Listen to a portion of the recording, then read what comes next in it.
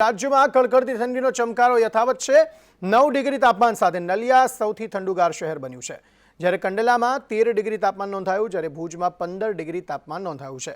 રાજકોટ, સુરેન્દ્રનગર અને ડીસામાં 14 ડિગ્રી તાપમાન નોંધાયું। પાટનગર, ગાંધીનગરમાં પણ 14 ડિગ્રી તાપમાન નોંધાયું છે। અમદાવાદમાં 16 ડિગ્રી તાપમાન નોંધાયું। પોરબંદર, કેશોદ, મહુવામાં 15 ડિગ્રી તાપમાન નોંધાયું। વડોદરા, દમણ અને વલ્લભ વિદ્યાનગરમાં પણ 16 ડિગ્રી તાપમાન નોંધાયું છે। સુરત અને વલસાડમાં 18 ડિગ્રી તાપમાન નોંધાયું છે।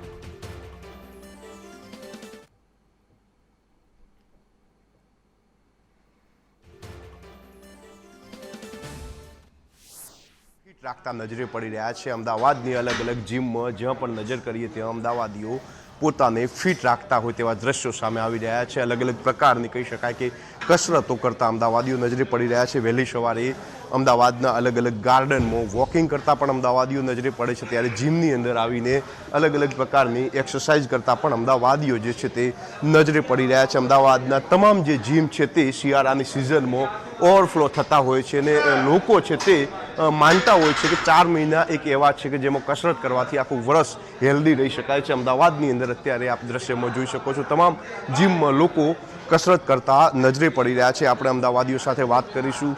સાહેબ, શું કહેશો, અત્યારે કેવો માહોલ ઠંડીનો અને કસરતનો? અત્યારે ઠંડી ટેમ્પરેચર 16થી 26ની વચ્ચે રહે છે રોજનું, અને ઠંડીમાં કસરત કરવાની ખૂબ જ મજા આવે છે। તમારું જે વર્કિંગ પાવર છે પણ જીમમાં અત્યારે વધે છે કસરત કરવાથી।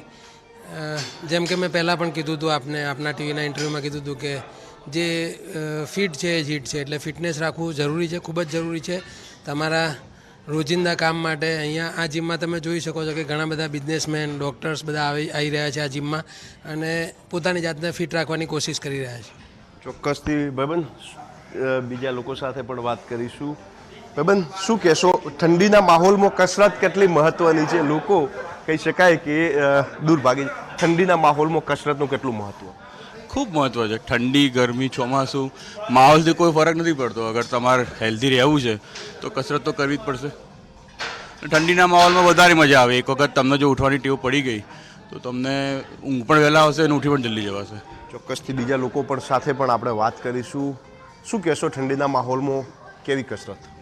ઠંડીના માહોલમાં ખૂબ જ ગુલાબી ઠંડી છે અત્યારે, અને આ ઠંડીમાં જીમમાં આવીને કસરત કરવાની મજા કંઈક અલગ પ્રકારની છે।